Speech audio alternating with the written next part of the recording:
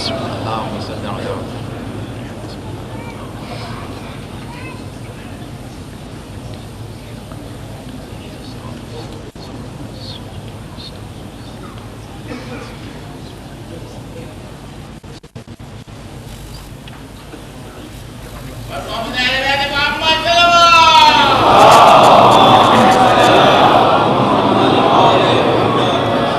أعوذ بالله من الشيطان الرجيم.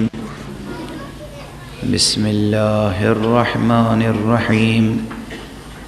الحمد لله رب العالمين، والصلاة والسلام على أشرف الخلائق أجمعين، الرسول النبي الأمي الهاشمي، سيدنا وشفيعنا أبي القاسم المصطفى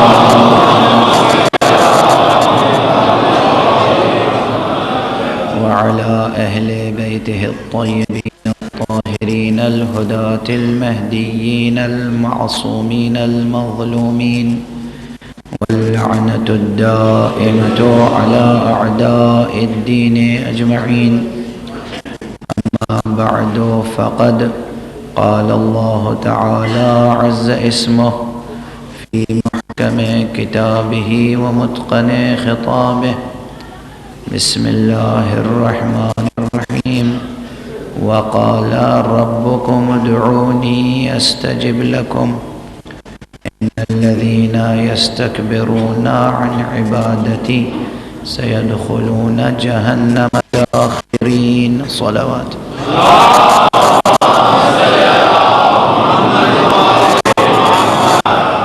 ایک مرتبہ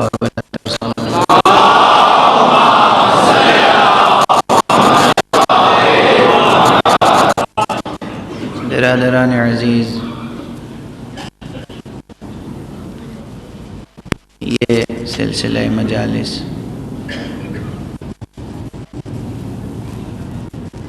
ہمارے اور آپ کے اور تمام عالم بشریت کے، بلکہ حیات اور کائنات کے چوتھے امام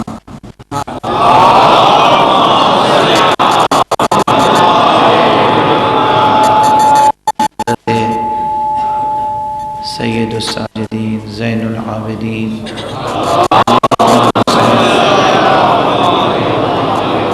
علیہ الصلاۃ والسلام کی شہادت کی تاریخوں کی مناسبت سے منعقد ہوتی ہیں یہ مجلسیں، اور اسی مناسبت سے گزشتہ 2 برسوں سے میرا عنوان گفتگو دعا ہوتا ہے۔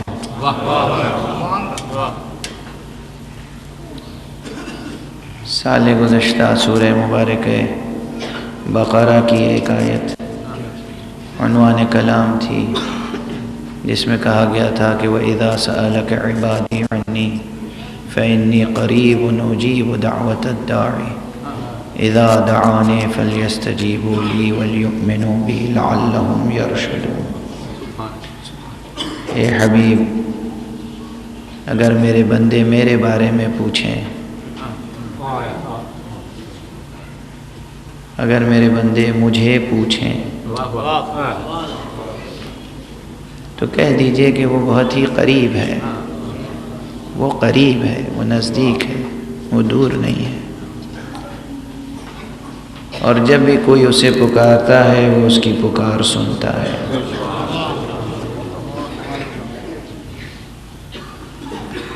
انہیں بھی چاہیے کہ وہ میری پکار بھی سنیں اور مجھ پر بھروسہ رکھیں، مجھ پر ایمان رکھیں۔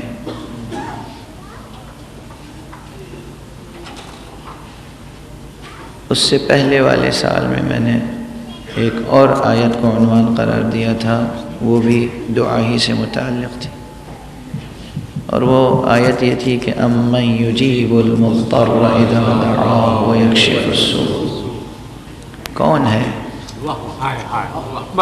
کون ہے کہ جب کوئی درد مند جب کوئی مضطر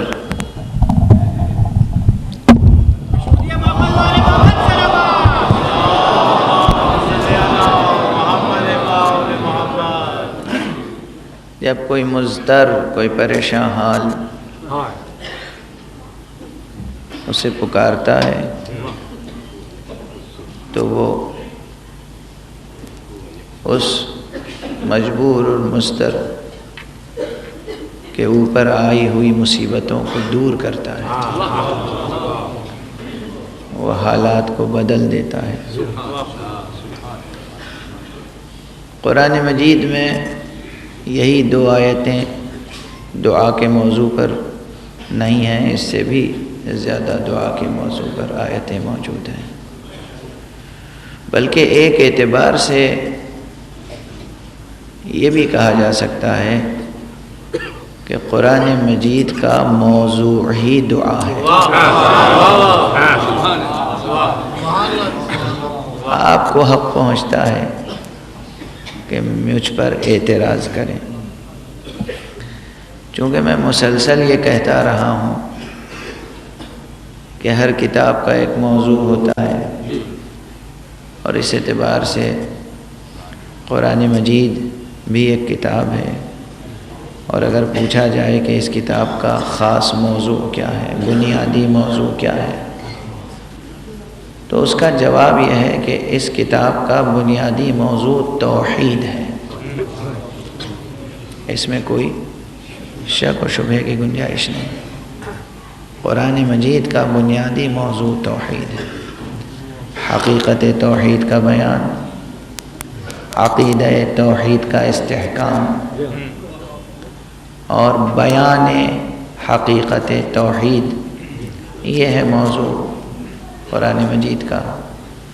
اور قرآن مجید نے زندگی اور کائنات کے ہر مسئلے کو اسی بنیاد، اسی اساس، اسی اصل پر حل کیا ہے۔ قرآن مجید نے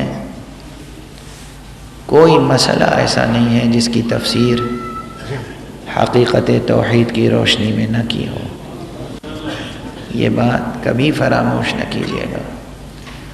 اگر حقیقت توحید اوجھل ہو جائے نگاہوں سے تو کبھی بھی حقیقت نبوت سمجھ میں نہیں آ سکتی، اور اگر حقیقت توحید و نبوت سمجھ میں نہ آئے تو کبھی بھی حقیقت ولایت سمجھ میں نہیں آ سکتی۔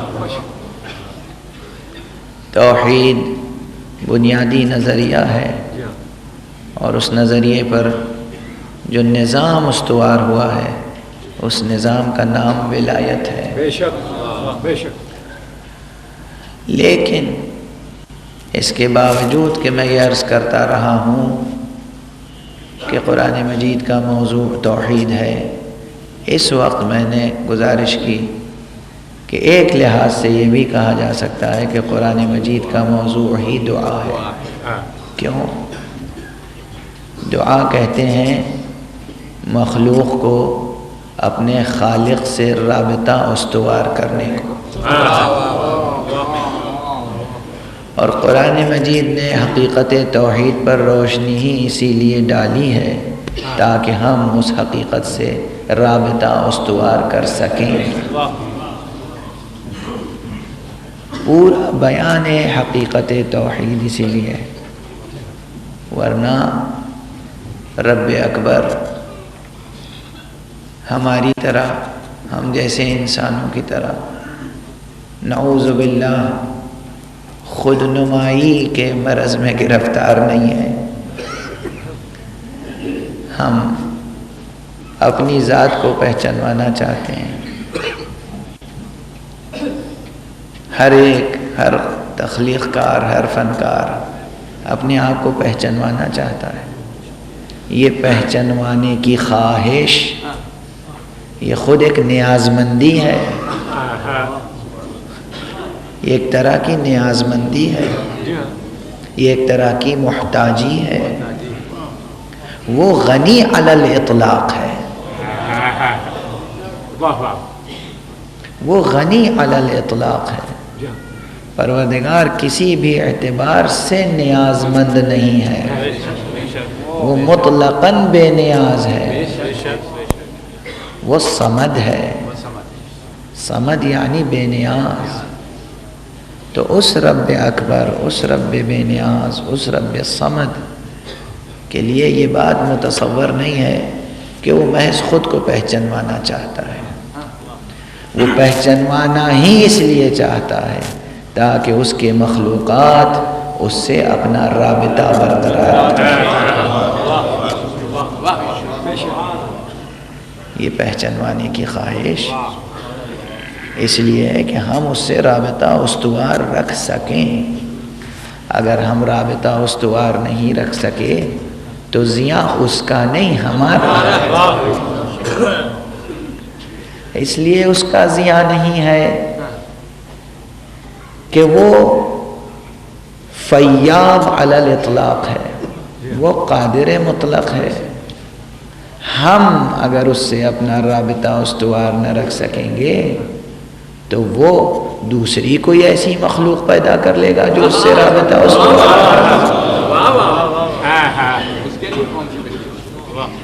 اس کے لیے مسئلہ نہیں ہے، مسئلہ ہمارے لیے ہے کہ ہم اس سے رابطہ استوار رکھ سکیں گے تو ہمارا وجود نقش معتبر بن جائے گا۔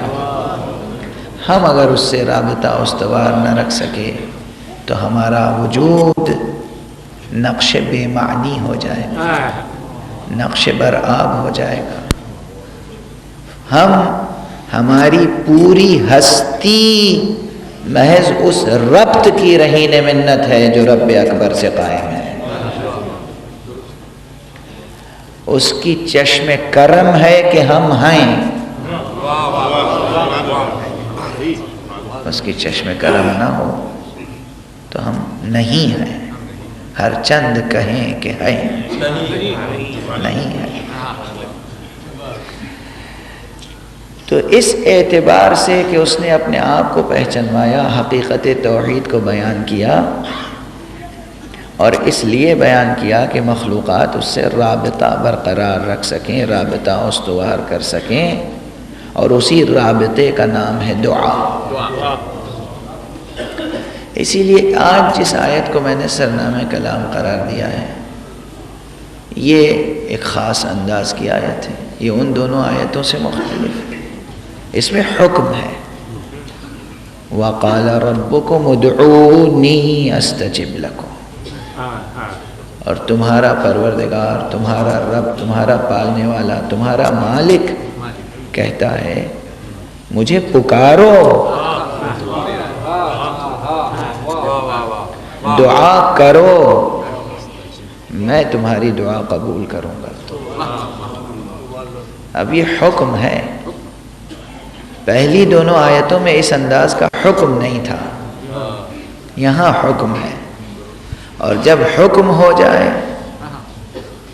اور پھر کوئی حکم سے سرتابی کرے تو وہ موجب سزا اور مورد عتاب ہوتا ہے۔ اسی لیے جب آیت آگے بڑھی تو اس میں کہا گیا ان الذین یستکبرون عن عبادتی، وہ لوگ جو مجھے پکارنے سے، مجھ سے دعا کرنے سے، میری عبادت کرنے سے سرتابی کرتے ہیں، سرکشی کرتے ہیں، یستکبرون سرکشی کرتے ہیں، سیدخلون جہنم داخرین، وہ جہنم میں داخل ہوں گے نہایت رسوائی کے ساتھ۔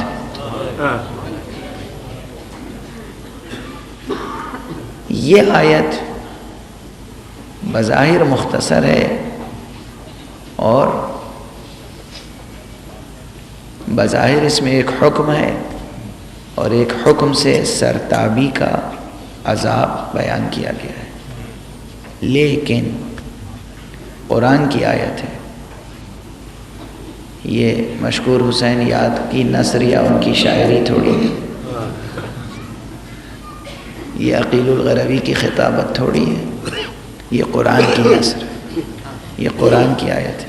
قرآن مجید کی کوئی بھی آیت ہو اس کے معانی اتنے بے پناہ ہوتے ہیں کہ انسان اگر سوچتا چلا جائے تو حیات انسانی منقطع ہو جاتی ہے، سلسلہ معانی منقطع نہیں ہوتا۔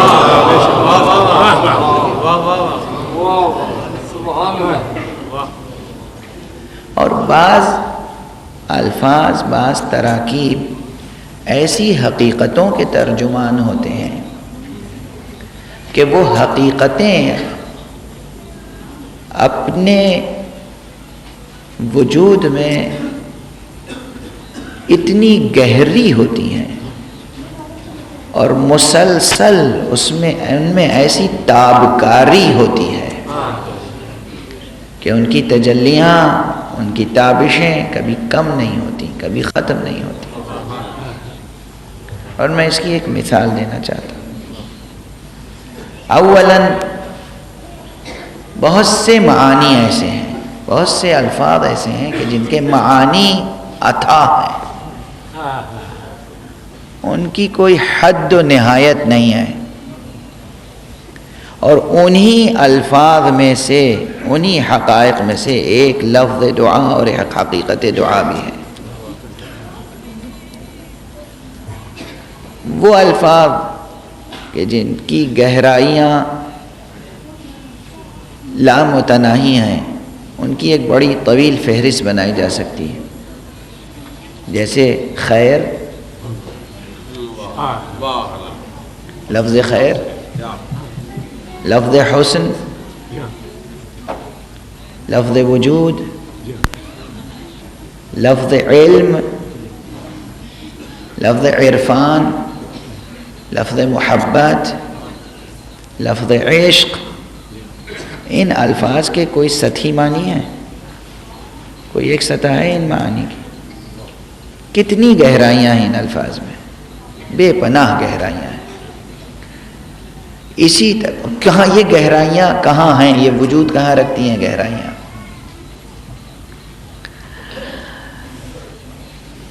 بحث بہت اہم ہے، کاش میری طبیعت ساتھ دے جائے۔ یہ گہرائیاں، جب ہم لفظ گہرائی کہتے ہیں تو یہ گہرائی کہاں ہے؟ حیات، خود لفظ حیات، زندگی، کتنے گہرے معنی ہیں اس کے؟ حیات کی کتنی گہرائی ہے؟ یہ گہرائی کہاں ہے؟ عموماً ہمارے ذہن میں گہرائی، بلندی، وسعت، یہ الفاظ بھی زمانی اور مکانی حدود میں محدود ہیں۔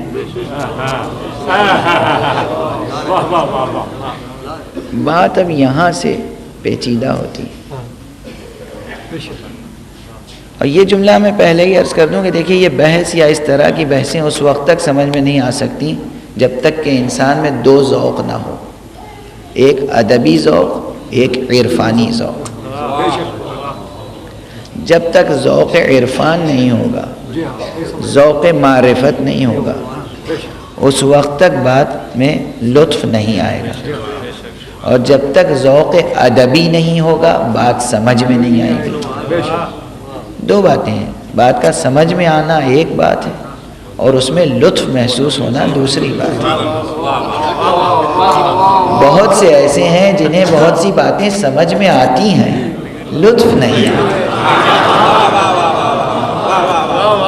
بہت سے ایسے ہیں جنہیں باتیں سمجھ میں آتی ہیں، یہ نہیں کہہ سکتے کہ سمجھ میں نہیں آتی، ناسمجھ نہیں آئے، مگر وہ ذوق نہیں ہے کہ اس کا لطف لے سکیں۔ کون ہے جو رسول اللہ صلی اللہ علیہ وسلم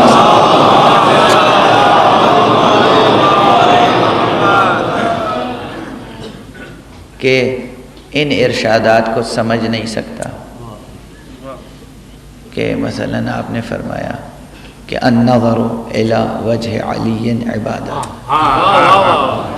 علی کے چہرے کو دیکھنا عبادت ہے۔ اس میں مشکل کیا ہے؟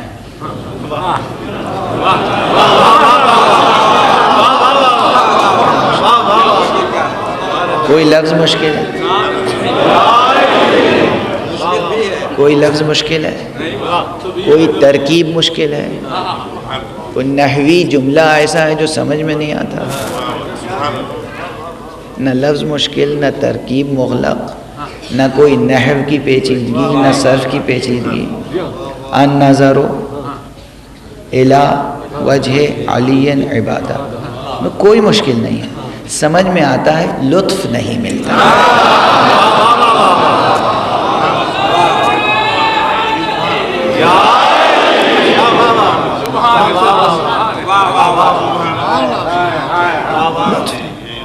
تو دو چیزیں ضروری ہیں، ایسی بے شمار مثالیں دے سکتا ہوں بہت سی۔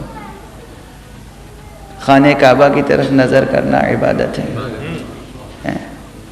یہ بھی بہت سو کی سمجھ میں نہیں آتا، کچھ کی سمجھ میں آ جاتا ہے۔ پھر سمجھ کی بھی سطحیں ہیں۔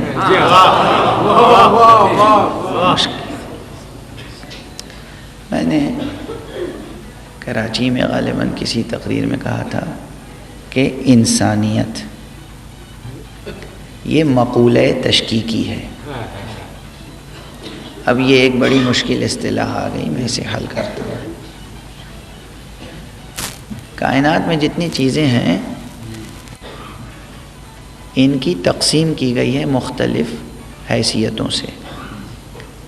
دیکھیے میری آواز کم ہے، لیکن میرا خیال ہے مائک میری آواز سب تک پہنچا رہا ہے، اس لیے مجھے اسی لہجے میں آج گفتگو کرنے دیجیے، طبیعت ساتھ نہیں دے رہی ہے۔ ایک بلند تر صلوات پڑھ دیجیے۔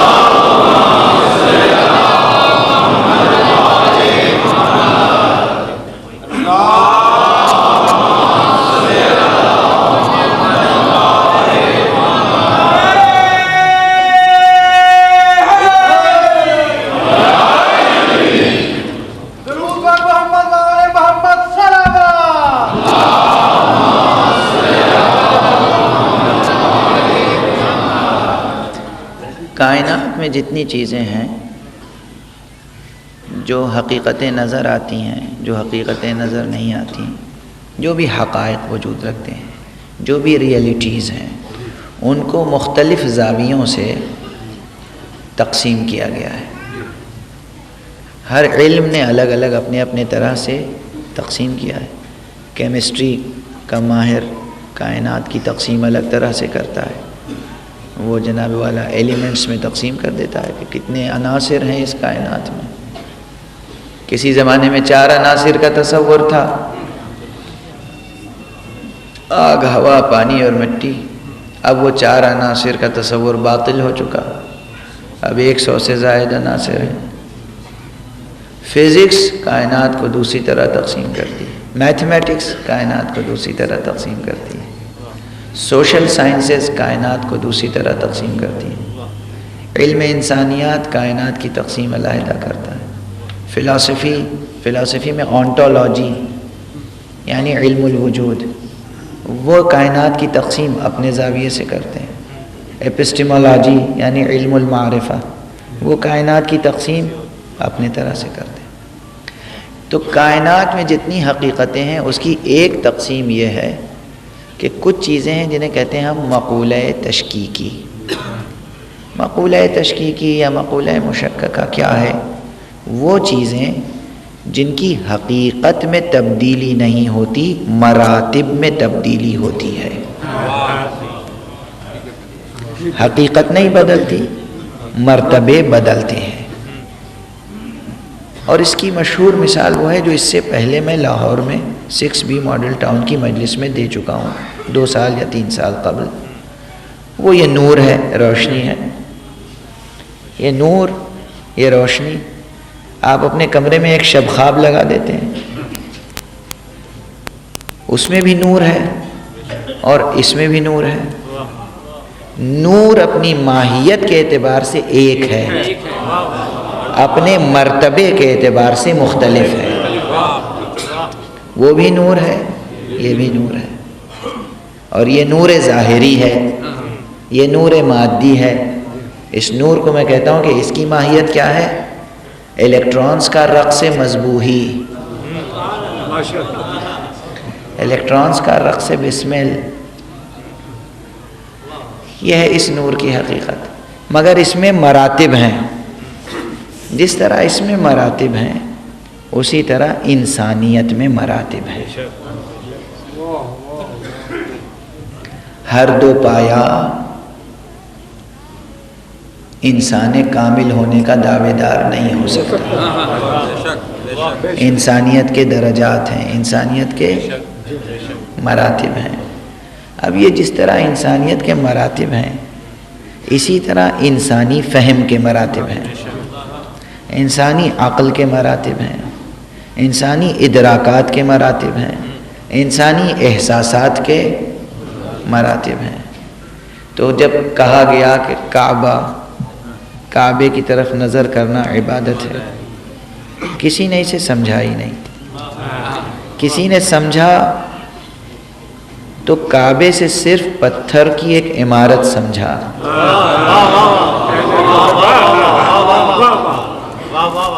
اور یہ سمجھا کہ اس پتھر کی عمارت کی طرف نظر کرنا عبادت ہے. کسی نے اس سے بھی مختلف سمجھا. وہ یہ سمجھا کہ یہ پتھر کی عمارت ایک علامت ہے کسی اور حقیقت کی. قبلے کو اہل نظر قبلہ نما کہتے ہیں. وہ یہ سمجھا کہ چونکہ یہ کسی اور مقدس حقیقت کا مظہر ہے اس لیے اس کی طرف نظر کرنا عبادت ہے. اب کوئی اس حقیقت تک پہنچا، کسی نے اس حقیقت میں بھی نہ جانے کتنے پہلو پیدا کیے، اور اس اعتبار سے فہم و ادراک کے مراتب بدلتے چلے گئے. ایک ہی عمل ہے کعبے کی طرف نگاہ کرنا، مگر یہ ایک عمل فہم و ادراک و نیت کی مناسبت سے کتنے مراتب رکھتا ہے.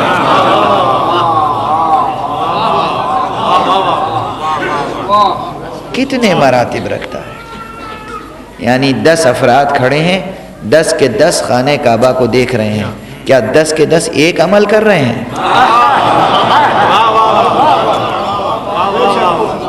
بظاہر ایک عمل ہے مگر بباطن ہر ایک کا مستقل اور علیحدہ عمل ہے، مکمل طور پر علیحدہ عمل ہے. یہ جو گہرائی آئی یہ کون سی گہرائی ہے؟ اسے زمانی اور مکانی اصطلاح میں نہیں سمجھا جا سکتا. انسانیت کے مراتب اسے نہیں سمجھا. انسان کی گہرائی کیا ہے؟ کسی کا قد ناپ لیجئے، اس کی لمبائی چوڑائی گہرائی ناپ لیجئے. کیا انسان کی پیمائش کے مطابق آپ انسانیت کی گہرائی بیان فرمائیں گے؟ انسان کے قد کو، اس کی قامت کو ناپا جا سکتا ہے، اس کی لمبائی چوڑائی کو پرکھا جا سکتا ہے، پیمائش کی جا سکتی ہے، لیکن اس انسان کے اندر انسانیت کتنی ہے؟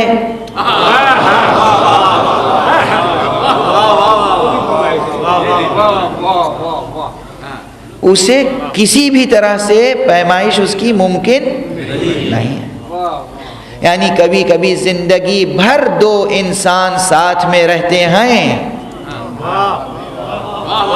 مگر ایک کو دوسرے کی انسانیت کی گہرائی اور بلندی کا اندازہ نہیں ہو سکتا کہ یہ کتنی گہری شخصیت ہے، یہ کتنی بلند شخصیت ہے نا. یہ جو گہرائی ہے، یہ جو بلندی ہے، اسے اسپیس ٹائم ٹرمز میں ڈسکرائب نہیں کیا جا سکتا. اسے زمانی اور مکانی اصطلاحات میں سمجھایا نہیں جا سکتا، اور ہے اس کا انکار بھی نہیں کیا جا سکتا.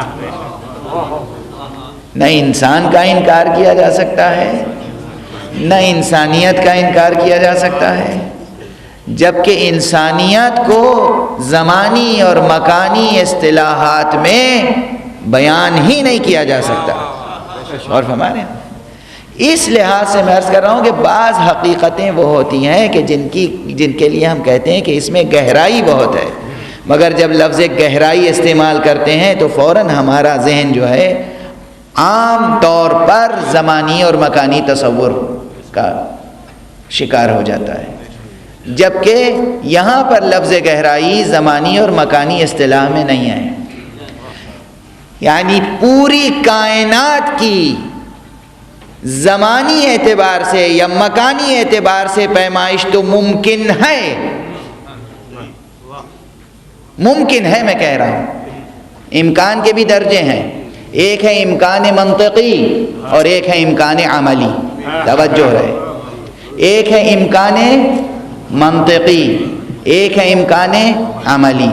امکان منطقی یعنی لاجیکلی پاسبل ہے، پریکٹیکلی پاسبل نہیں ہے۔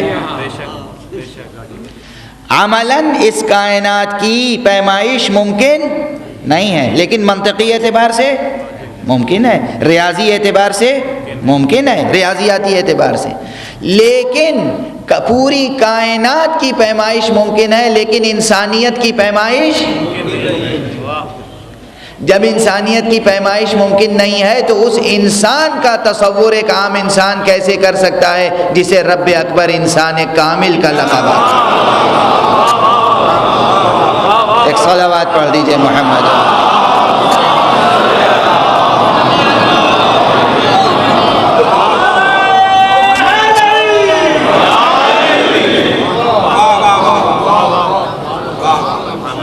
کیسی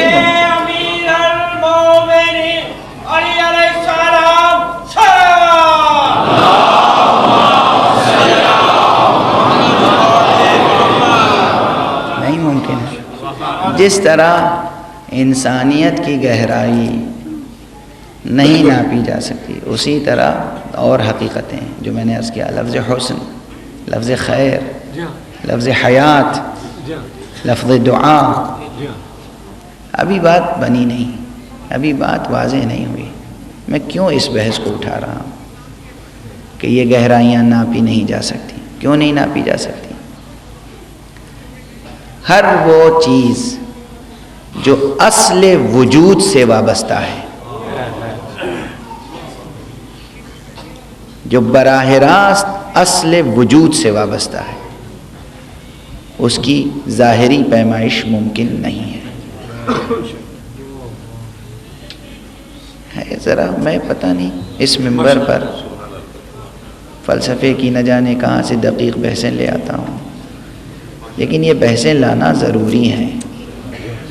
جو لوگ یہ بحثیں منبر سے نہیں کرتے وہ آپ کی ذہانتوں سے سوء ظن رکھتے ہیں۔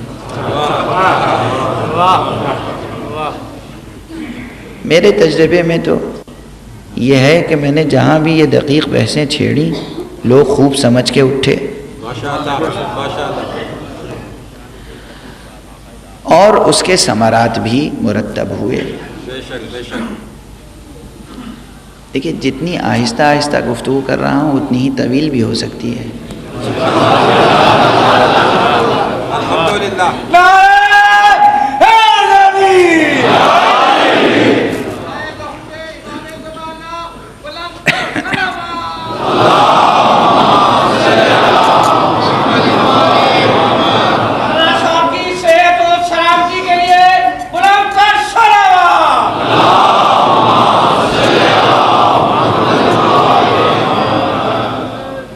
ایک بڑی حقیقت تک لے جانا چاہتا ہوں آپ کو۔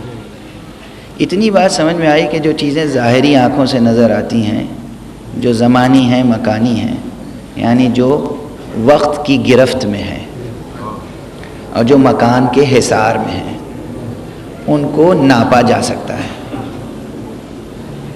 اور جو چیزیں وقت کی گرفت میں نہیں ہیں، مکان کے حصار میں نہیں ہیں، انہیں ناپا نہیں جا سکتا۔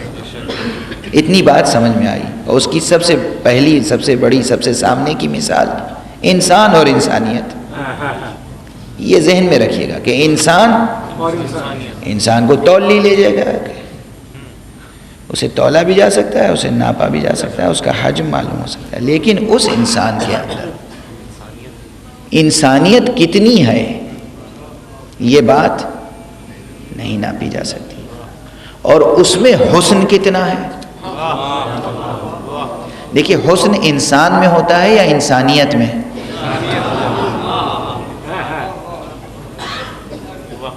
دونوں میں ہوتا ہے، دونوں میں ہوتا ہے، اور دونوں حسن بے پناہ ہے، مگر ظاہری حسن پھر بھی ایک منزل پہ جا کے ٹھہر جاتا ہے، باطنی حسن کبھی نہیں ٹھہرتا، کبھی نہیں، حد لا یقف، مسلسل۔ انسانیت کا حسن لازوال ہے، انسان کا حسن زوال پذیر ہے۔ یہ کیوں ہے؟ یہ کیوں ہے؟ کوئی چیز فرسودہ ہو جاتی ہے، کوئی چیز فرسودہ نہیں ہوتی۔ انسانیت فرسودہ نہیں ہوتی، انسان کا ظاہری حسن فرسودہ ہو جاتا ہے۔ وجہ کیا ہے؟ فکر انگیز بات ہے یا نہیں ہے؟ کس قدر فکر انگیز بات ہے؟ ہر وہ شے جو اصل وجود سے وابستہ ہو وہ کبھی فرسودہ نہیں ہوتی۔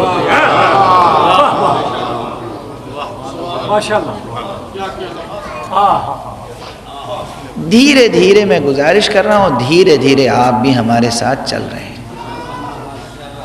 میں 2-3 مثالیں اور دوں۔ اصل وجود سے وابستگی کے کیا معنی ہیں؟ اصل وجود سے وابستگی کے کیا معنی ہے؟ میں نے کہا اصل وجود سے جو چیز وابستہ ہو وہ کبھی فرسودہ نہیں ہوتی۔ انسان کچھ بھی بنائے، انسان کچھ بھی بنائے، چند دنوں کے بعد وہ فرسودہ ہو جائے گا، کبھی رنگ اڑ جائے گا، کبھی عمارت بوسیدہ ہو جائے گی، کہیں نہ کہیں اس میں فرسودگی آ جائے گی۔ آپ اپنا گھر سجاتے ہیں، ہر سال کیوں اپنے ڈرائنگ روم کا نقشہ تبدیل کرتے ہیں؟ کبھی صوفہ ادھر تھا اب ادھر ہو گیا، کارپیٹ تبدیل کر دی، در و دیوار کے رنگ بدل دیے، لائٹنگ کا سسٹم بدل دیا۔ کیوں بدلتے ہیں؟ آپ کی بنائی ہوئی چیز کچھ دنوں کے بعد فرسودہ ہو جاتی ہے، پھر وہ نگاہوں کو اچھی نہیں لگتی۔ فرسودگی کے معنی ہے کہ آپ کی بنائی ہوئی چیز آپ نے جب پہلے لگائی تھی تو چیز پسند آئی تھی نا، اچھی لگ رہی تھی نا، وہ چیز جو اچھی لگ رہی تھی کچھ دنوں کے بعد اب کیوں کہتے ہیں کہ اب تو ہم اس منظر سے بور ہو گئے؟ یہ لفظ پہلے استعمال نہیں ہوتا تھا ممبروں پر، لیکن اب تو لفظ بور سے بوریت بھی بن چکا ہے، اب ہم بور ہو گئے۔ وہ چیز پسند کی تھی آپ نے، یا تو اس وقت آپ کا ذوق ماشاءاللہ ذوق لطیف ٹھیک نہیں تھا، درست نہیں تھا، یا اب ذوق لطیف جو ہے اس میں کوئی خلل آ گیا۔ اس وقت آپ نے پسند کی تھی تو اب ناپسند کیوں کر رہے ہیں؟ معلوم ہوا کہ چونکہ آپ کی پسند تھی اور آپ اصل وجود نہیں ہیں، آپ کی تو کوئی حقیقت ہی نہیں ہے ہستی میں، آپ نے اپنی پسند سے کوئی چیز بنائی، کوئی چیز اختیار کی، کچھ دنوں کے بعد آپ ہی کو، کسی اور کو نہیں، آپ ہی کو ناپسند ہو گئی۔ توجہ ہے؟ آپ کی بنائی ہوئی چیز آپ ہی کو ناپسند ہو گئی۔ یہ چیز کے متعلق بھی ہو سکتا ہے، اصول کے متعلق بھی ہو سکتا ہے۔ کوئی اصول آپ نے بنایا اور کچھ دنوں کے بعد کہا نہیں یہ اصول ٹھیک نہیں ہے، دوسرا اصول بنایا، دوسرا اصول بھی پھر تیسرے مرحلے میں توڑ دیا، یعنی آپ نے بنایا توڑ دیا، چاہے چیز ہو چاہے اصول۔ ہم جو بنائیں گے ہم اصل وجود نہیں ہیں، ہم اصل وجود نہیں ہیں، اس لیے وہ چیز کچھ دنوں کے بعد فرسودہ ہو جائے گی۔ اچھا کوئی ایک چیز بتا دیجئے جو اللہ کی بنائی ہوئی ہو اور اس میں فرسودگی نظر آتی ہے، کوئی ایک چیز، خدا کی قسم کوئی ایک چیز۔ سورج اللہ نے بنایا ہے، روز نکلتا ہے سورج، کبھی اس کا چہرہ برا لگا؟ چاند اللہ نے بنایا ہے، کبھی چاندنی بری لگتی ہے نگاہوں کو؟ کبھی اکتا کے کسی نے کہا کہ روز یہی چاندنی آتی ہے؟ صبح روز نمودار ہوتی ہے۔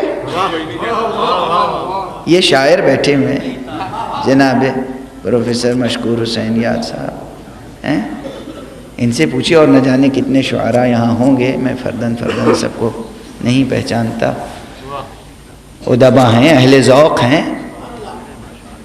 روزانہ صبح نمودار ہوتی ہے، روزانہ سحر ہوتی ہے، حسن سحر کبھی نگاہوں پہ بار ہوا؟ اور خاص طور سے یہ تو ان سے پوچھئے جو سحر خیزی کی لذت رکھتے ہیں،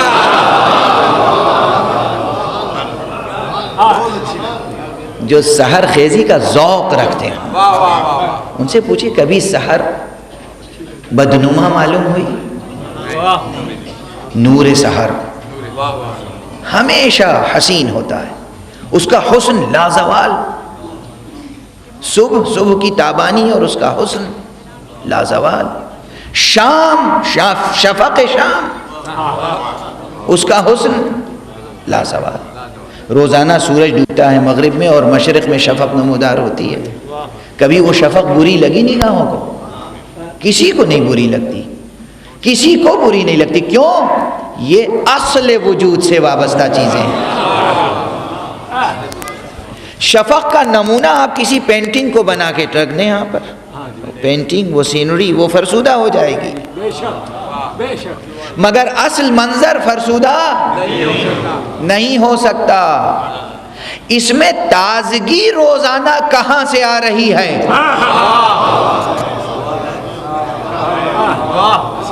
جو چیز نظر آ رہی ہے وہ ہے شہود، جہاں سے اس میں تازگی آ رہی ہے وہ ہے غیب۔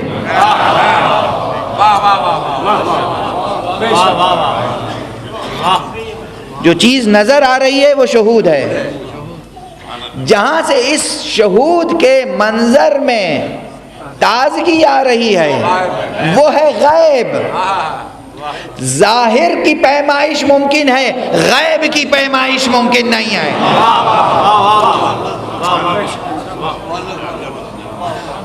اور مقام احدیت تو غیب الغیب ہے، مقام احدیت تو غیب الغیب، جسے عرفاء کی زبان میں مقام عما کہتے ہیں۔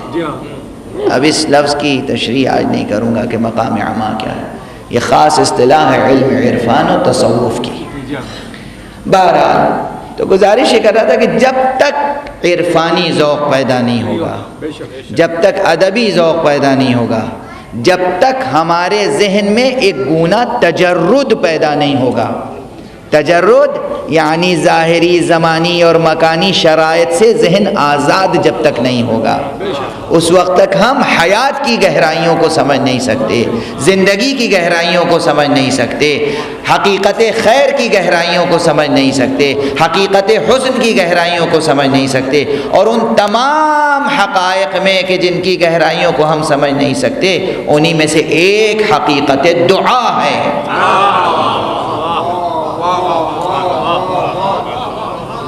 اس منزل تک آئیے تب دعا کیجئے۔ دعا معمولی حقیقت نہیں ہے، دعا صرف وظیفہ لب نہیں ہے، دعا چند کلموں کے رٹ لینے کا نام نہیں ہے۔ دعا کرنا یہ ضرور ہے کہ دعا اور ذکر ساتھ ساتھ ہیں۔ توجہ رہے، یہاں پر مجھے دو حدیثیں یاد آ رہی ہیں۔ ایک حدیث وہ ہے جو حدیث منقول و ماثور ہے، اور ایک وہ حدیث ہے جو حدیث برزخی ہے۔ آپ نے واہ کہہ دیا، حدیث برزخی کہتے کسے ہیں یہ تو ابھی بتایا ہی نہیں میں نے آپ کو۔ اور یہ بھی مجھے یقین ہے کہ حدیث برزخی کے بارے میں ابھی علم و اطلاع عام نہیں ہوئی ہیں۔ مجھے اجازت دیجیے کہ میں اس کی وضاحت کروں۔ کچھ حدیثیں وہ ہیں کہ جو مجمع عام میں اللہ کے رسول نے بیان کی، لوگوں نے سنی اور ایک نے دوسرے سے نقل کی، یہ حدیث مأثور منقول ہے نا، نقل ہوئی، جو چیز نقل کی گئی وہ منقول ہے، اسی کو مأثور بھی کہتے ہیں عربی میں، منقول مأثور، جو چیز نقل ہوتی آئی۔ کچھ حدیثیں اور ہیں جو حضور نے مجمع عام میں نہیں کہیں، مگر کسی میں ہمت نہیں ہے کہ اسے حدیث کے دائرے سے خارج کر دے۔ میں اس کی مثال عرض کرتا ہوں، آپ میں سے ہر ایک تصدیق کرے گا، اور کوئی فقیہ، کوئی مجتہد، کوئی عارف، کوئی عالم، کوئی رجالی، کوئی محدث اس کا انکار نہیں کر سکتا۔ حضور نے ارشاد فرمایا ہے کہ جس نے مجھے خواب میں دیکھا اس نے مجھی کو دیکھا، جس نے مجھے خواب میں دیکھا اس نے مجھی کو دیکھا، اس لیے کہ شیطان میری شکل میں متمثل نہیں ہو سکتا۔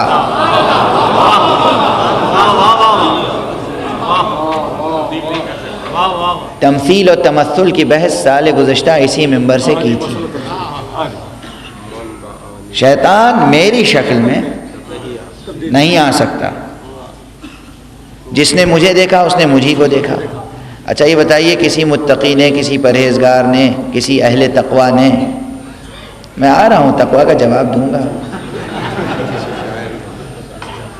کسی عارف نے یا کسی عام مومن نے یا کسی انسان نے رسول اللہ کو خواب میں دیکھا تو رسول ہی کو خواب میں دیکھا، اور رسول نے اس سے کچھ کہا خواب میں، تو رسول کے دہن مبارک سے نکلا ہوا جملہ حدیث ہے کہ نہیں؟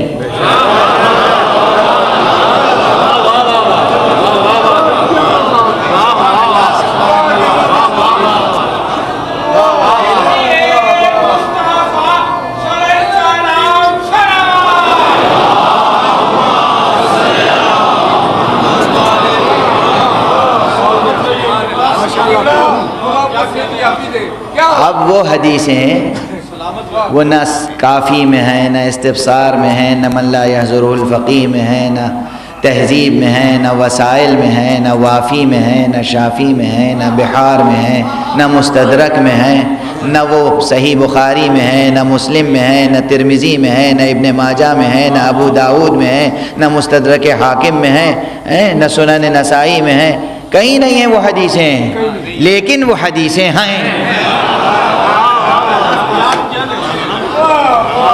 یہ حدیثیں کہ جو حضور صلی اللہ علیہ وآلہ وسلم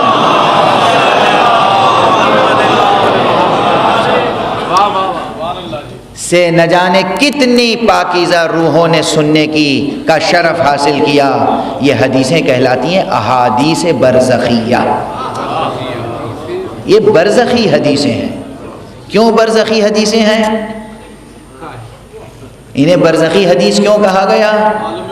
اب اگر اس کو ابھی تشریح کروں مکمل تو پھر تقریر بالکل دوسری طرف مڑ جائے گی، اس لیے گفتگو کو آگے بڑھاتا ہوں سوال آپ کے ذہنوں میں چھوڑ کر۔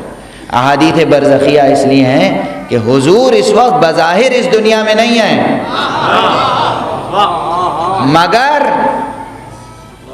مگر حضور ہمارے خواب میں آتے ہیں جبکہ ہم اس دنیا میں ہیں۔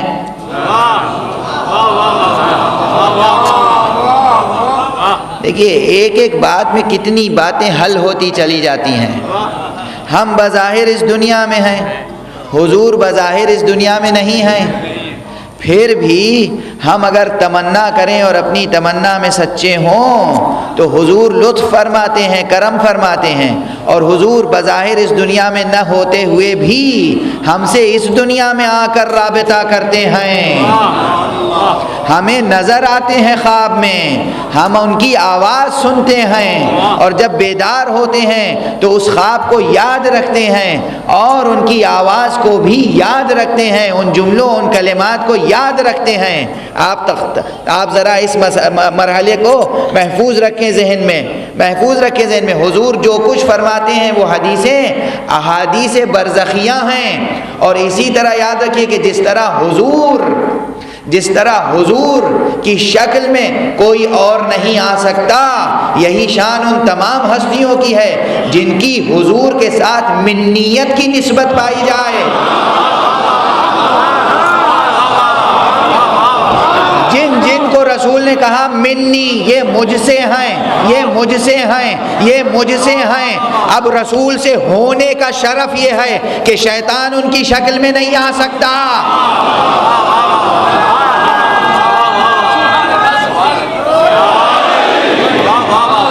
اور اگر وہ خواب میں آئیں تو وہی آئے، کوئی اور نہیں آیا، وہی آئے، کوئی اور نہیں آیا۔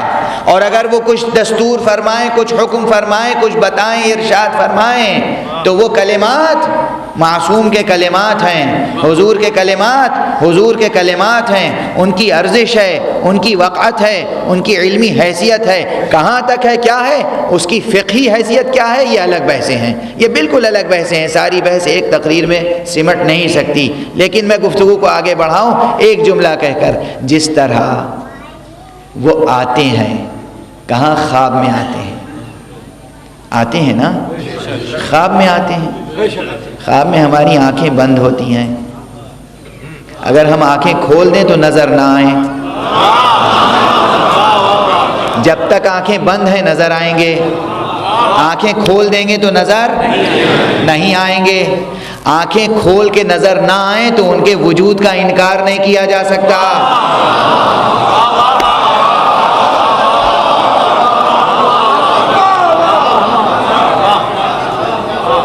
کھلی آنکھوں سے نظر نہ آنے کے باوجود ان کے وجود کا انکار نہیں کیا جا سکتا۔ اس کان سے ان کی آواز سنائی نہیں دی مگر ان کی آواز کا انکار نہیں کیا جا سکتا۔ خواب میں وہ نظر آ رہے تھے، کیوں؟ اس لیے کہ وہ جسم مثالی میں آئے تھے، وہ جسم برزخی میں آئے تھے۔ ہم اس دنیائے مادی میں ہیں، وہ دنیائے برزخی میں ہیں، تو دنیائے برزخی میں ہونے کے باوجود وہ جسم مثالی کے ساتھ تشریف لا سکتے ہیں، اور ہمیں صرف اس شرط پر نظر آئیں گے کہ ہم بھی تجرد کی حالت میں ہوں، یعنی ہمارا نفس، ہماری روح اس عالم مادہ سے اپنا رشتہ توڑ چکی ہو۔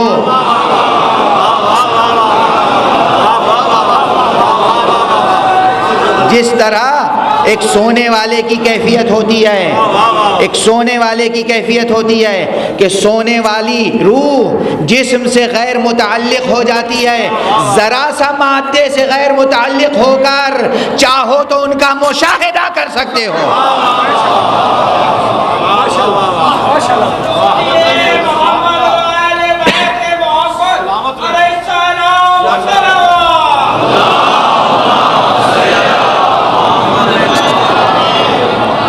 بات کہاں کہاں سے گزر رہی ہے، بات کہاں کہاں سے گزر رہی ہے۔ یہ عالم مادی سے تجرد کیسے حاصل ہوگا؟ تجرد حاصل ہونے کا ابتدائی فارمولہ ہے تقوی۔ آپ نے سوال قائم کیا تھا نا، تقوی کیا ہے؟ تقوی اس کا روٹ ورڈ، اس کا ریشہ سخن، اس کا مادہ عربی میں ہے واو، قاف اور حرف علت۔ واو، قاف اور حرف علت، یہ اس طرح کہا جاتا ہے۔ دیکھیے، اگر واو قاف یہ کہہ دیں تو ابتدائی بچہ جو صرف میر پڑھ رہا ہے اس کی تشفی تو ہو جائے گی، لیکن جو علم اشتقاق میں مہارت رکھتا ہے اس کی تشفی نہیں ہوگی، چونکہ کبھی کبھی یہ واو سے بدل جاتی ہے، واو الف سے بدل جاتا ہے، واو یہ سے بدل جاتا ہے، الف یہ سے بدل جاتی ہے۔ یہ عربی زبان کا ایک عجیب و غریب فنامنا ہے، اور اس لیے کہا جاتا ہے کہ اس کا مادہ ہے واو، قاف، حرف علت۔ عام طور پر سمجھنے سمجھانے کے لیے کہتے ہیں کہ واو، قاف، یہ، اسی سے وقایہ لفظ ہے، وقایہ یعنی بچاؤ۔ اسی لیے تقوی کا ترجمہ میں کہتا ہوں حفظان۔ حفظان کا لفظ ہے نا اردو میں، ادارے قائم ہوتے ہیں، ادارے حفظان صحت، یعنی صحت کو بچانے والے ادارے، اصول حفظان صحت، تقوی ہے اصول حفظان ایمان۔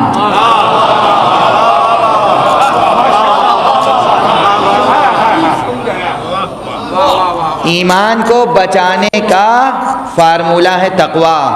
اور جب بات یہاں تک آ گئی ہے تو ایک بات اور صاف کرتا چلوں، اس پورے مجمع میں اہل علم ہوں گے، اہل دانش ہوں گے، اور میری سعی یہ ہے، میری کوشش یہ ہے، میری جد و جہد یہ ہے کہ عالم اسلام میں آپس میں جو غلط فہمیاں ہیں وہ زیادہ سے زیادہ دور ہوتی چلی جائیں، اس لیے کہ بہت سے اختلافات صرف اس لیے وجود رکھتے ہیں کہ جہل و نادانی کے حجابات پڑے ہوئے ہیں، جہل اور نادانی کے، ناواقفیت کے حجابات پڑے ہوئے ہیں۔ اسی روٹ ورڈ سے واو قاف اور یہ، اسی روٹ ورڈ سے دو لفظ نکلے ہیں، ایک ہی روٹ ورڈ ہے، ایک ہی مادہ ہے، ایک ہی ریشہ سخن ہے، اسی سے تقوی ہے اور اسی سے تقیہ۔ دونوں میں فرق کیا ہے؟ ایمان کو بچانا تقوی ہے، ایماندار کو بچانا تقیہ۔ دین کو بچانا تقوی ہے، دیندار کو بچانا تقیہ۔ مذہب کو بچانا تقوی ہے، ایک مذہبی انسان کی زندگی کو بچانا تقیہ۔ نہ یہ قابل اعتراض و اشکال ہے، نہ وہ قابل اعتراض و اشکال۔ جائیے تحقیق کیجئے اور قرآن مجید میں دیکھیے، انبیاء کی سیرت دیکھیے، ائمہ دین کا کردار دیکھیے، اصول دین دیکھیے، فروع دین دیکھیے، تاریخ دین دیکھیے، دیکھیے کہ تقیہ کسے کہتے ہیں۔ ایک بلندر صلوات پڑھیے۔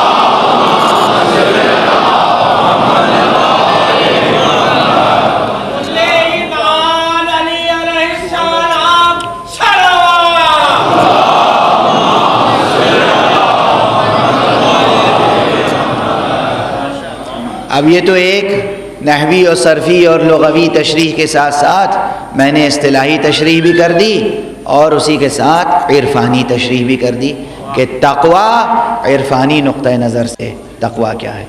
ایک عام انسان کا تقوی، ایک مزدور کا تقوی، ایک دکاندار کا تقوی۔ ایک مزدور کا تقوی یہ ہے کہ جتنی اس کی مزدوری ہو اس سے زیادہ نہ لے، یہ تقوی ہے۔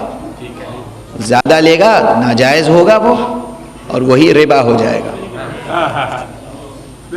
ایک دکاندار کا تقوی یہ ہے کہ وہ جنس کو عمومی شرح خرید و فروخت کے مطابق فروخت کرے تاکہ معاشرے میں مسائل پیدا نہ ہوں، احتکار نہ کرے، وہ جمع نہ کرے تاکہ بازار میں وہ چیز ناپید ہو جائے، نابود ہو جائے اور اس کی قیمت بڑھ جائے اور اس کے بعد وہ استحصال کرے، ایکسپلائٹ کرے، زیادہ قیمت لے۔ اگر وہ ایسا کرتا ہے تو گناہگار ہے، بہت سخت وعید ہے اس کے لیے، بہت سخت عذاب و عتاب و سزا ہے۔ لیکن اگر وہ عام شرح پر لوگوں کی زندگی کو فائدہ پہنچا رہا ہے تو وہ متقی پرہیزگار ہے۔ لیکن ایک پیش نماز جو مسجد میں پیش نمازی کر رہا ہے، اس کا تقوی، اس کا اس سے بلند تر تقوی ہونا چاہیے۔ ایک قاضی اور جج، اس کا تقوی، لوور کورٹ کا ایک قاضی ہے اور ایک ہائر کورٹ کا قاضی ہے، اس کا تقوی، ایک سپریم کورٹ کا جج ہے، اس کا تقوی۔ سب مراتب ہیں۔ یہ تقوی بھی ذو مراتب ہے، جیسے انسانیت ذو مراتب ہے، جیسے انسانیت کے مراتب ہیں، جیسے نور کے مراتب ہیں، درجات ہیں، ایسے ہی تقوی کے مراتب اور درجات ہیں۔ تو عام تقوی یہ ہے کہ گناہوں سے بچیں، اور خاص تقوی کیا ہے؟ اہل عرفان کا تقوی کیا ہے؟ ارباب تصوف کا تقوی کیا ہے؟ اولیاء اللہ کا تقوی کیا ہے؟ کہ جہاں تک ممکن ہو روح کو مادے کی لگاوٹ سے بچائیں، روح مادے سے غالب نہ آنے پائے، مادہ روح سے غالب رہے، مادہ روح سے مغلوب رہے، روح مادے سے مغلوب نہ ہونے پائے۔ یہ ہے عرفا کا درجہ تقوی۔ اور جو اس درجہ تقوی پر پہنچ جائے،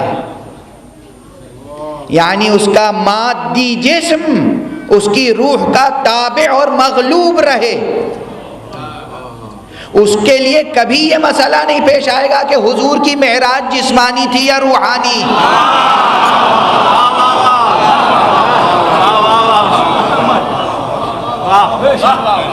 کبھی نہیں. اس لیے کہ جب مادہ مغلوب ہے روح غالب ہے تو پھر جہاں تک روح سفر کرے گی مادہ اس کا تابع فرمان ہے، جسم اس کا تابع فرمان ہے. جہاں تک روح کی پرواز ہوگی وہاں تک جسم چلا جائے گا. اب جس روح کی جہاں تک پرواز ہو، روح مصطفیٰ ہوگی تو مقام او ادنا تک جائے گی، روح جبرائیل ہوگی تو سدرۃ المنتہا تک جا کر ٹھہر جائے گی، اور عام انسان کی روح ہوگی تو ظاہر ہے کہ اس کا تو شمار ہی کچھ نہیں ہے. ہماری معراج تو بس یہ ہے اس دنیا میں رہتے ہوئے کہ ہم ان دہڑیوں تک پہنچ جائیں، ان دروازوں تک پہنچ جائیں، ان گھروں تک پہنچ جائیں جن گھروں کی نسبت ان ذوات مقدسہ سے ہے. یہی ہماری معراج ہے. مدینے پہنچ جانا ہماری معراج ہے، نجف پہنچ جانا ہماری معراج ہے، کربلا پہنچ جانا ہماری معراج ہے، کاظمین پہنچ جانا ہماری معراج ہے، مشہد مقدس پہنچ جانا ہماری معراج ہے. میں نے ارادتاً تو نہیں، غیر ارادی طور پر ایک عجیب بات ہو گئی. میں نے سب فہرست سنائی، مدینے، نجف، کربلا، کاظمین، مشہد، مکے کا نام نہیں لیا بیچ میں. کچھ لوگ ناراض ہو سکتے ہیں. مکے پہنچ جانا بھی ہماری معراج ہے، مکے پہنچ جانا بھی ہماری معراج ہے، لیکن دل جگر تھام کے بیٹھیے گا. ایک کتاب کا حوالہ دوں. لوگ سمجھتے ہیں کہ اس کائنات میں سب سے افضل جگہ کعبہ ہے، لیکن سیرت حلبیہ کی عبارت ہے، اور وہ عبارت یہ ہے کہ اس پورے کرۂ ارض پر افضل ترین مقام وہ جگہ ہے، وہ مخصوص جگہ، وہ لحد کہ جس لحد میں جسم اطہر مصطفیٰ مدفون ہے. قبر مطہر نبوی، ان کی لفظیں ہیں کہ باجماع امت اسلامیہ، باجماع امت اسلامیہ وہ جگہ تمام روئے زمین سے افضل ہے حتیٰ کعبہ. کعبے سے بھی زیادہ افضل کون سی جگہ ہے؟ لحد پیغمبر، لحد پیغمبر، لحد پیغمبر. لحد پیغمبر میں کیا ہے؟ جسم پیغمبر، جسم پیغمبر. اب جہاں جہاں وہ ہستیاں ہوں کہ جو جزو وجود پیغمبر ہیں،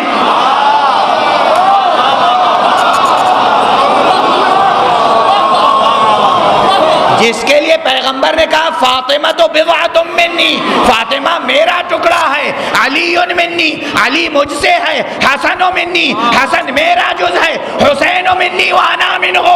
ارے یہ ہستیاں کیا جہاں دفن ہو جائے وہ جگہ کعبے سے افضل نہ ہوگی؟ صلوات پڑھ دے محمد و آل محمد.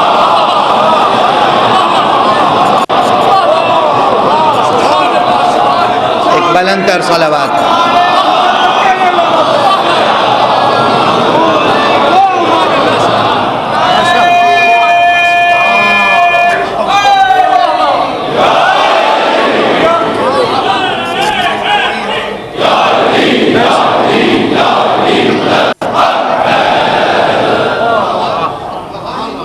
ہاں ظاہری احکام اپنی جگہ، ظاہری احکام اپنی جگہ.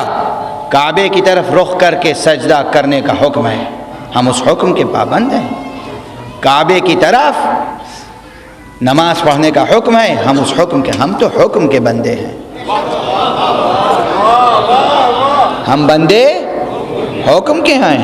ہمیں معلوم ہے کہ لحد پیغمبر کعبے سے افضل ہے، مگر اگر اس علم کے باوجود ہم کعبے سے رخ موڑ دیں تو ہم شرک میں مبتلا ہو جائیں گے، ہم کفر کے مرتکب ہو جائیں گے، ہم شریعت کو پامال کرنے کے مجرم ہوں گے.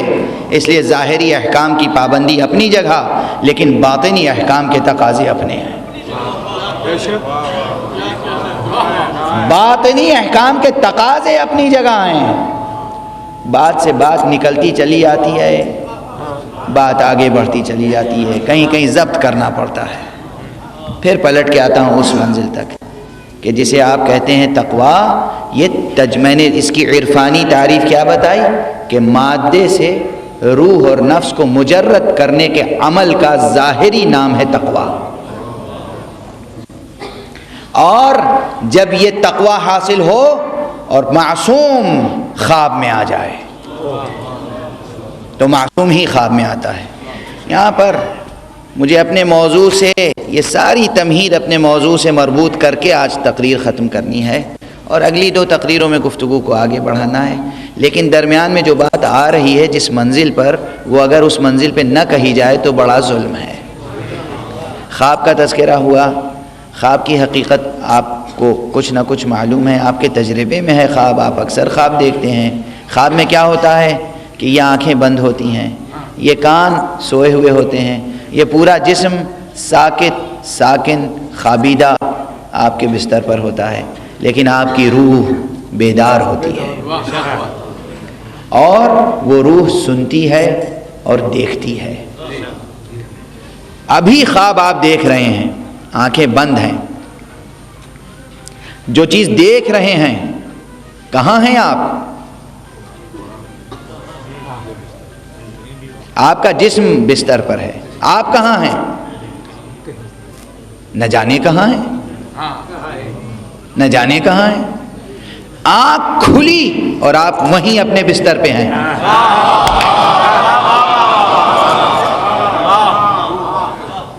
پھر روز کا تجربہ ہے، آنکھ کھلی اور آپ وہیں اپنے بستر پر ہیں. اب آپ کہہ رہے ہیں میں پتہ نہیں کہاں ہوں، میں خواب دیکھ رہا تھا، میں کہاں تھا؟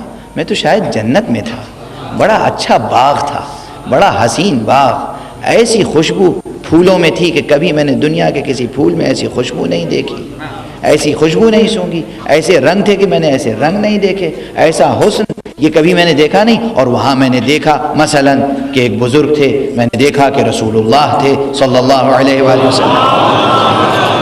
یہ سب آپ نے دیکھا، دیکھ رہے تھے اور بس آنکھ کھلی اور آپ اپنے بستر پہ تھے. کتنا طویل سفر طے کیا آپ کی روح نے، بہشت سے اپنے بستر تک آنے جانے میں دیر نہیں لگی. چشم زدن میں وہاں تھے، چشم زدن میں یہاں واپس. اگر آپ اپنی روح کے ساتھ، اپنے جسم برزخی کے ساتھ، جسم مثالی کے ساتھ اس سرعت سے سفر طے کر سکتے ہیں کہ بہشت جائیں، زیارت کریں اور واپس آ جائیں، اور آپ کا جسم مادی جو ہے وہ بستر پر رہے، تو کیا پیغمبر خدا محمد مصطفیٰ معراج پر نہیں جا سکتے کہ زنجیر در ہلتی رہے، بستر گرم رہے، مصطفیٰ جائے بھی اور واپس بھی آ جائے. صلوات پڑھیں محمد و آل محمد.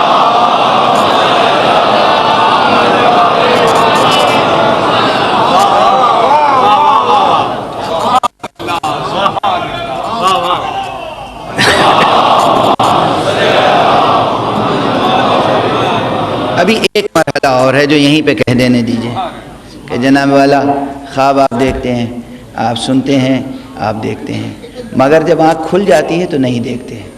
جب آنکھ کھل جاتی ہے تو کیوں نہیں دیکھتے؟ اس لیے کہ وہ ہیں جسم مثالی میں. وہ جسم مثالی کو جسم مثالی کی آنکھیں دیکھ سکتی ہیں، جسم مثالی کو جسم مادی کی آنکھیں نہیں دیکھ سکتی ہیں. اسی طرح جب آپ پکارتے ہیں کسی اپنے آقا کو تو وہ آتے ہیں، مدد کرتے ہیں، دستگیری کرتے ہیں، مگر آپ کو نظر نہیں آتے. نظر اس لیے نہیں آتے کہ آپ ان آنکھوں سے دیکھ رہے ہیں. مدد وہ کرتے ہیں، ان کے مدد کرنے میں کوئی شبہ نہیں ہے، وہ دستگیری فرماتے ہیں، دستگیری میں کوئی شبہ نہیں ہے. لیکن ہم اپنی ان مادی آنکھوں سے جب دیکھنا چاہتے ہیں تو نظر نہیں آتی. انہیں نظر آ سکتے ہیں کہ جو تجرد حاصل کر چکے ہوں. ہاں، اب یہ جو مرحلہ ہے کہ کمال تقویٰ یہ ہے کہ اسی دنیا میں انسان تجرد بھی حاصل کر لیتا ہے. دیکھیے ذکر و دعا کے موضوع پر کوئی گفتگو ان مراحل سے اگر نہ گزرے تو وہ گفتگو مکمل ہو ہی نہیں سکتی. رابطہ دعا کیا ہے؟ اللہ سے رابطہ. اللہ کیا ہے؟ غیب مطلق. اللہ کیا ہے؟ مادی نہیں ہے نا، زمانی نہیں ہے نا، غیر زمانی ہے، مکانی تو نہیں ہے، غیر مکانی ہے. ایک مکانی اور زمانی کا غیر مکانی غیر زمانی سے رابطے کے کیا معنی؟ آپ سمجھتے ہیں کہ لفظوں سے رابطہ ہو جاتا ہے؟ جب تک آپ سمجھیں گے لفظوں سے رابطہ ہو جاتا ہے حقیقت اس دعا سے نابلد رہے گی. ماشاءاللہ ماشاءاللہ. دعا بھی اسی طرح ذو مراتب ہے جیسے انسانیت. میں نے کہا انسانیت ذو مراتب ہے، تقویٰ ذو مراتب ہے، نور ذو مراتب ہے، اسی طرح دعا ذو مراتب ہے. ایک دعا ہے لفظی، ایک دعا ہے لفظی. یہ لفظی دعا بالکل ایسے ہی ہے جیسے کسی انسان کا جسد بے روح. لفظی دعا بس اس سے زیادہ کوئی حقیقت نہیں رکھتی کہ جیسے کسی انسان کا جسد بے روح، ایک پیکر بے روح بے جان پیکر، مردہ جسم زمین پر لیٹا ہوا ہو جیسے، اور آپ مجازن کہیں کہ یہ انسان ہے. مردہ جسم کو کوئی انسان نہیں کہتا، اسے جنازہ کہتے ہیں، میت کہتے ہیں، مردہ کہتے ہیں، انسان نہیں کہتے. اور فرما رہے ہیں ہاں انسان نہیں کہتے. جس طرح ایک جسد مردہ اسی طرح لفظی دعائیں. اگر آپ حقیقت دعا کو صرف الفاظ تک محدود سمجھتے ہیں، اس لیے کہ الفاظ، اور وہ بھی آپ کے الفاظ، ہمارے الفاظ، الفاظ کی حقیقت یہ ہے کہ وہ مادی وسائط کے بغیر آگے بڑھ نہیں سکتے. ہمارے اور آپ کے درمیان میں بول رہا ہوں، آپ تک آواز پہنچ رہی ہے. کیسے پہنچ رہی ہے؟ اب یہ باتیں تو چھوٹے چھوٹے بچے جانتے ہیں جو 8ویں 7ویں 6ویں 9ویں 10ویں میں سائنس پڑھتے ہیں، فزکس پڑھتے ہیں کہ ساؤنڈ کس طرح ٹریول کرتی ہے. ساؤنڈ کس طرح ٹریول کرتی ہے. اگر درمیان میں واسطہ نہ ہو، اگر کوئی مادی واسطہ نہ ہو تو آواز آگے نہیں بڑھ سکتی. جو الفاظ مادی واسطے کے محتاج ہوں وہ بارگاہ اقدس الہی تک کیسے پہنچ سکتے ہیں؟ اس کے معنی یہ ہے کہ دعا کو، حقیقت دعا کو صرف الفاظ تک محدود نہ رکھیں، حقیقت دعا کو بھی ایک منزل تجرد سے سمجھیں، خود مجرد ہوں. اور تجرد اس دنیا میں بہت سے ایسے عرفا، جنہیں آپ عرفا کہتے ہیں، اولیاء کہتے ہیں، صوفیہ کہتے ہیں، ان میں یہ مقام حاصل کرتے ہیں بہت سے حضرات. کیا مقام؟ کہ وہ بظاہر اس جسم میں نظر آ رہے ہیں مگر مجرد ہیں.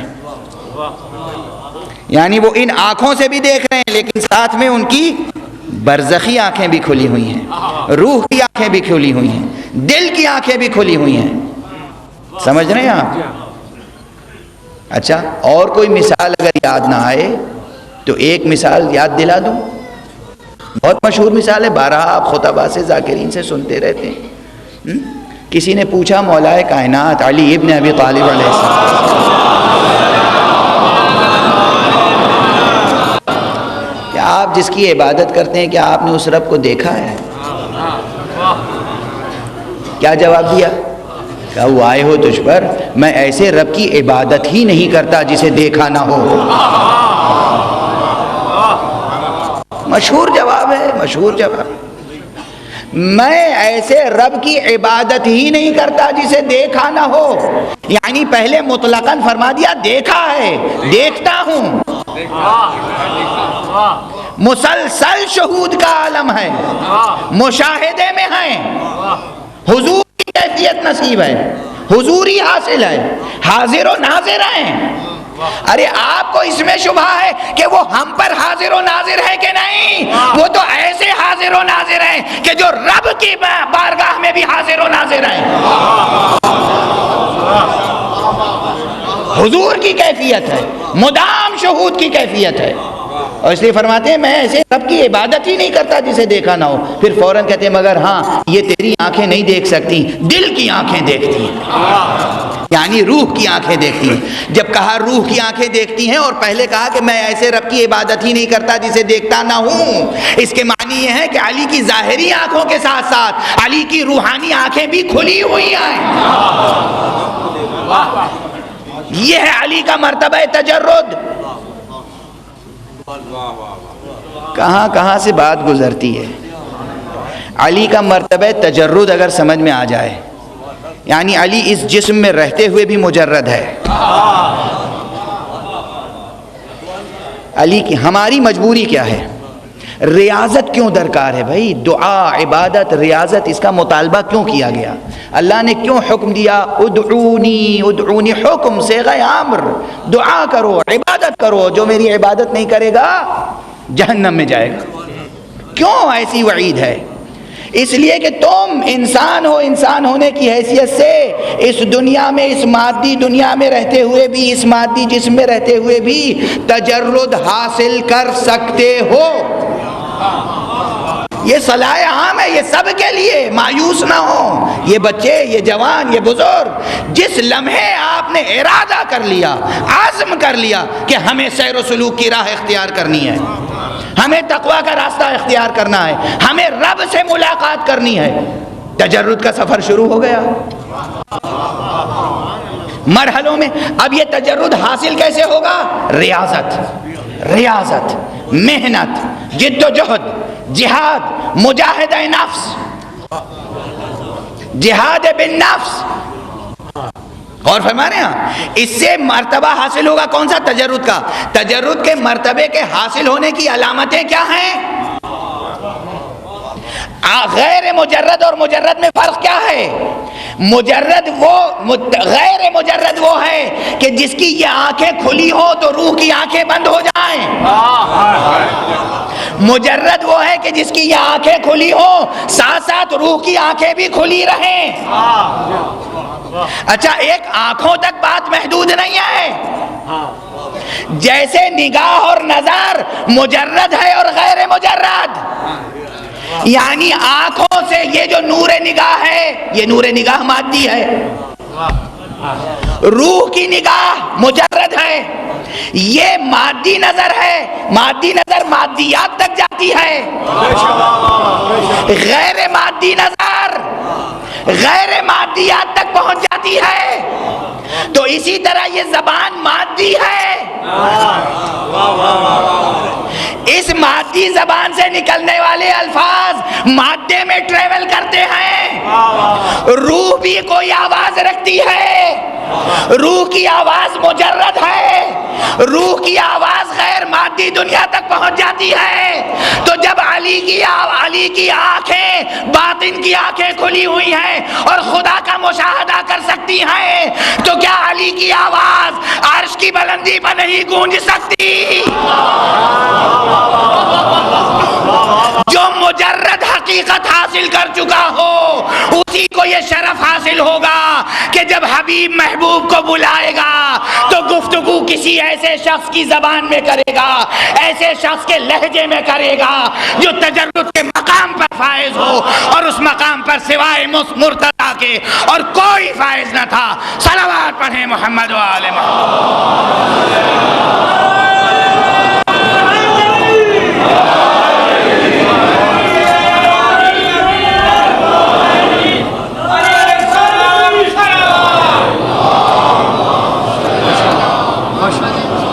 ٹھہریں، سمجھیں اس مقام کو. یہ صرف شاعرانہ مضمون نہیں ہے، یہ صرف خطیبانہ مبالغہ نہیں ہے، یہ صرف منطقی استدلال کی قوت سے بات نہیں کہی جا رہی ہے، بلکہ اس کو سند حاصل ہے.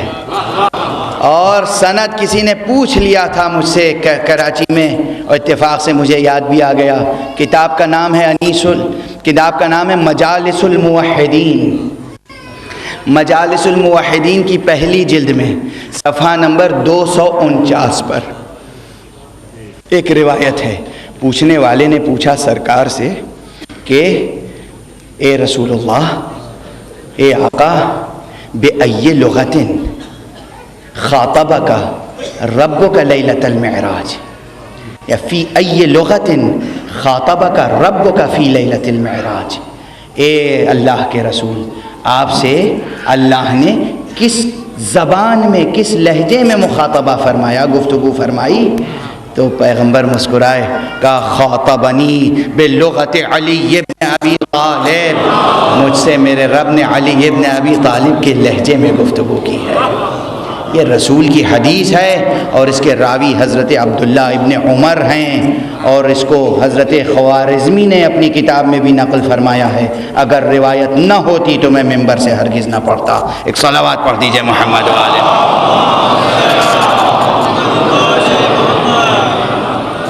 ایک اور بلند تر صلوات پڑھ دیجئے۔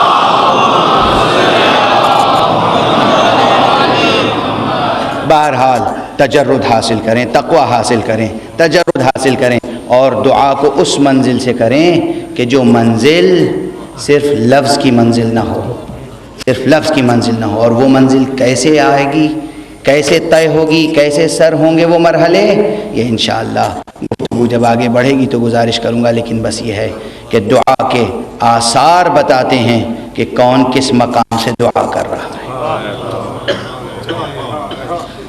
دعا کے آثار بتاتے ہیں کون کس مقام سے دعا کر رہا ہے۔ پیغمبر کی دعائیں کیا کیا دعائیں ہیں، کیا کیا دعائیں ہیں۔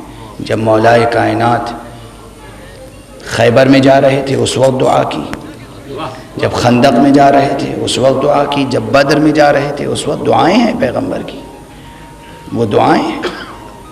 خندق میں تو پیغمبر کی آنکھوں میں آنسو آ گئے، اور جب مولائے کائنات کو رخصت کیا تو بے اختیار ہاتھوں کو آسمان کی طرف اٹھائے، پروردگار، اب عبارت نہیں نقل کر رہا ہوں میں، اس کا مفہوم ادا کر رہا ہوں۔ پیغمبر نے فرمایا ہے بے اختیار، اے پروردگار مجھے اس دن کے لیے زندہ نہ رکھنا جس دن علی زندہ نہ ہو۔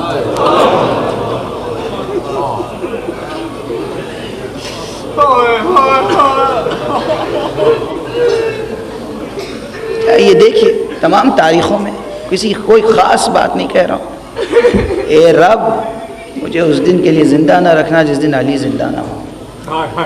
پروردگار علی کو واپس بھیج دینا، میں علی کے بغیر جی نہیں سکتا۔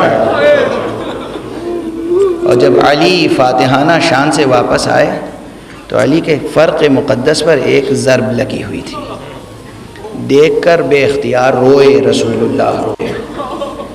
اصحاب مبارکباد دے رہے تھے، اصحاب مبارکباد دے رہے تھے، رسول اللہ گریہ فرما رہے تھے۔ اصحاب نے کہا یا رسول اللہ ہم مبارکباد دے رہے ہیں، آپ گریہ فرما رہے ہیں۔ کہا میری نگاہوں میں کوئی اور منظر آ گیا۔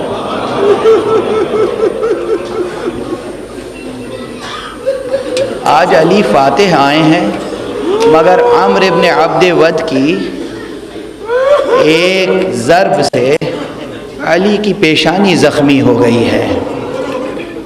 آج اس زخم سے تو علی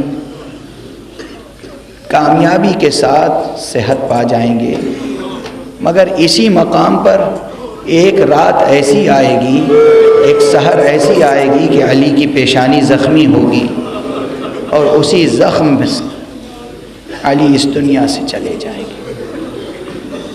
اس کے بعد دعائیں فرمائی ہیں، اس کے بعد دعائیں فرمائی ہیں، رسول کی دعائیں، خود علی کی دعائیں، زہرا کی دعائیں، حسن کی دعائیں، اور سید الشہداء حسین علیہ السلام کی دعائیں۔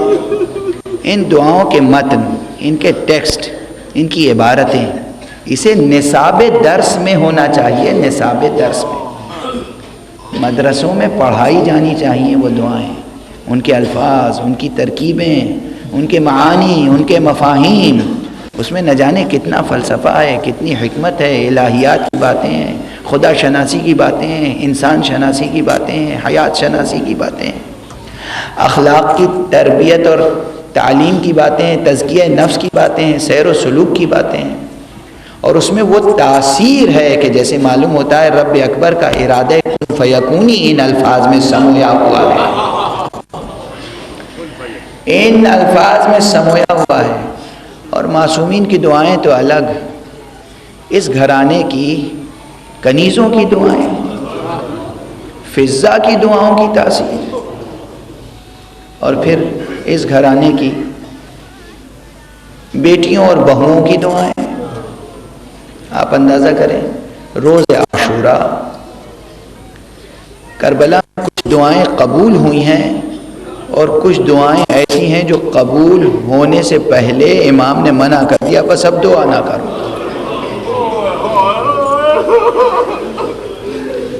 جب دعا کا موضوع چھڑے گا تو وہ ساری دعاؤں کا تذکرہ آئے گا نا.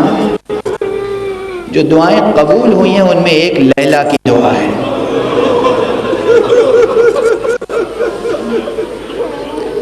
جب جوان بیٹا علی اکبر کربلا میں گیا اور اس دن سرکار سید الشہداء مسلسل میدان کی طرف دیکھ رہے تھے اور در خیمہ پہ تمام بیویاں اکٹھا ہو کے حسین کا چہرہ دیکھ رہی تھیں. جب حسین کا چہرہ متغیر ہوتا تھا تو زینب پوچھتی تھی بھیا اکبر کی خیر تو ہے. اور ایک مرتبہ جناب امام نے فرمایا کہ بہن زینب لیلا سے کہو بیٹوں کے حق میں ماں کی دعائیں قبول ہوتی ہیں. اکبر کے مقابلے پر ایک بڑا شقی آ گیا ہے. دعا کریں اکبر سلامت رہیں. جناب لیلا صحن خیمہ میں تشریف لے گئیں, سر کے بال کھول دیے اور اس کے بعد ہاتھوں کو بلند کیا. پروردگار تجھے واسطہ ہے تیرے حبیب رسول کا, تیرے رسول کی شبیہ ہے میدان میں, اسے زندہ مجھ تک پلٹا دے. جناب اکبر واپس آئے. یہ دعا وہ ہے جو قبول ہوئی ہے, یہ دعا وہ ہے جو قبول ہوئی. بس آج اس مرحلے میں ایک ایسی دعا کا ذکر کروں کہ جو قبول تو ہو جاتی اور دنیا میں انقلاب آ جاتا, مگر سید سجاد نے دعا کرنے نہ دی. وہ مرحلہ کون سا ہے؟ آج محرم کی کون سی تاریخ ہے؟ آج 22 تاریخ ہے. قافلہ لٹا ہوا حسین کا دمشق میں ہے. کربلا سے کوفہ ہوتا ہوا قافلہ دمشق کے قریب ہے. دمشق شام کے قریب ہے.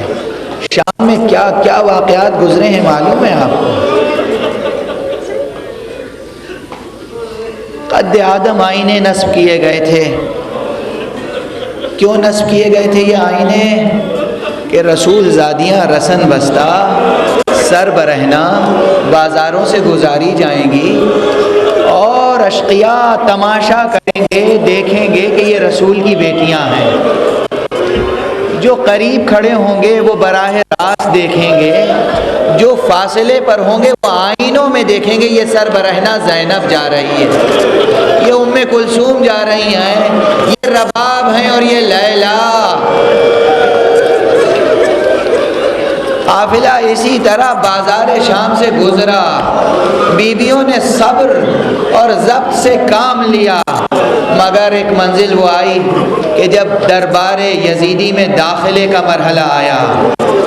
اور دربار یزیدی میں داخلے سے پہلے جناب زینب نے فرمایا کہ اے بیٹا سید سجاد, ذرا ظالموں سے کہو کہ دربار میں تو ساری دنیا کے نمائندے ہوں گے, صرف عرب نہیں ہوں گے, صرف مسلمان نہیں ہوں گے, یہاں عیسائی بھی ہوں گے, یہاں یہودی بھی ہوں گے, یہاں رومی بھی ہوں گے, یہاں ایرانی بھی ہوں گے, یہاں دنیا بھر کے لوگ ہوں گے. اس لیے ہمیں چادر فراہم کر دیں کھلے ہوئے سروں کے ساتھ, اس بوسیدہ لباس کے ساتھ, اس بوسیدہ لباس کے ساتھ ہمیں داخل نہ کریں دربار میں. جناب زینب کی یہ التجا قبول نہ کی گئی.